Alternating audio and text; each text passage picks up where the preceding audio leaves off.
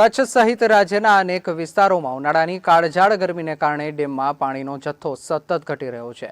હાલ અનેક ડેમોની સ્થિતિ તળિયાઝાટક જોવા બની છે, ત્યારે પીવાના પાણી અને સિંચાઈ માટેની ચિંતાઓ વધી રહી છે। ગ્રામ્ય વિસ્તારમાં પાણીની માંગ સતત વધી રહી હોવાથી લોકો મુશ્કેલીનો સામનો કરી રહ્યા છે। સ્થાનિક લોકો અને ખેડૂતો દ્વારા સરકાર સમક્ષ પૂરતું પાણી ફાળવવાની માંગ ઉઠી છે। આગામી ચોમાસું શરૂ થાય ત્યાં સુધી પાણીનો તંગી ન સર્જાય તે માટે નર્મદા કેનાલ સહિત અન્ય જળસ્ત્રોતોમાંથી જરૂરી પાણી છોડવામાં આવે તેવી રજૂઆત કરવામાં આવી રહી છે। પાણીની અછતના કારણે પશુપાલકોને પણ ભારે મુશ્કેલીનો સામનો કરવો પડી રહ્યો છે। લોકોનું કહેવું છે કે પીવાના પાણીની સુવિધા જળવાઈ રહે અને ખેતી તેમજ પશુધન માટે પૂરતું પાણી ઉપલબ્ધ થાય તે માટે તાત્કાલિક અસરથી યોગ્ય આયોજન કરી ડેમમાં પૂરતું પાણી ફાળવવું જરૂરી બન્યું છે। વધારાના પાણી માટેની છેલ્લે મંજૂરી આપી 4,379 કરોડ, પણ એ કામ છે ને ગોકળ ગતિએ ચાલુ છે। એના કારણે જે ડેમો છે એ ડેમો તમામ કચ્છના ડેમો અત્યારે તળિયા ઝાટક છે। એના કારણે ખેડૂતોને હજારો એકરની અંદર, હજારો હેક્ટરની અંદર કહી શકાય કે અત્યારે પિયત નથી થઈ શકતું। બીજી બાબત, જે કામની ગતિ જે ચાલે છે અત્યારે એ ગતિ નથી પકડતું, એનું મૂળ કારણ એ છે કે કોઈ નક્કી પોલિસી નથી। ખેડૂતોના જમીનોમાંથી જે પાઇપલાઇનો અત્યારે નાખવાનું કામ ચાલુ છે એમાં કોઈ નીતિ નથી, કોઈ નિયમ નથી। આડધડે ખાલી પાક વળતર આપીને જમીનોનું શું વળતર મળશે, ખેડૂતોને કેટલું નુકસાન થશે, કોઈ ચોક્કસ નીતિ નથી। ચોક્કસ નીતિ આ અગત્યનો મુદ્દો છે।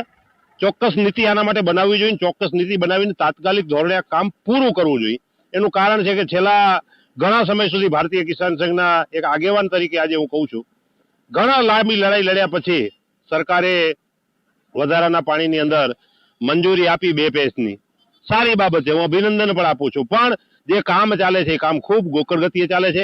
આ રીતે કામ ચાલશે તો મને લાગે હજી 5 વર્ષની અંદર પણ આ પ્રશ્ન છે ને હલ નહીં થાય। એટલે આપના માધ્યમથી વહીવટી તંત્ર, સરકાર અને ચૂંટાયેલા પ્રતિનિધિઓને કહું છું કે તાત્કાલિક ધોરણે આમાં ગતિ લઈ આવી, ચોક્કસ નીતિ નિયમ બનાવી, ખેડૂતોને પૂરતું આમાં જે એમની જમીનો જાય છે એનું સંપાદન થાય છે, એની પૂરતી એમને વળતર મળે અને તાત્કાલિક ધોરણે કચ્છનો આ પ્રાણ પ્રશ્ન છે એ પ્રાણ પ્રશ્ન પૂરો થાય।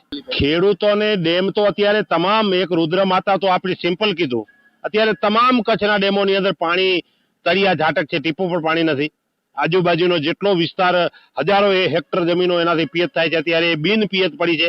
માત્ર વરસાદની વાટ જોઈને બેઠા છે। વરસાદ થાય તો ડેમ ભરાય, પણ જે ડેમ ભરવાની જે આખી યોજના છે, વધારાનું 1 મિલિયન હેક્ટર ફૂટ પાણી જો કચ્છને આજ દી સુધી ખરેખર નસીબ નથી થયું।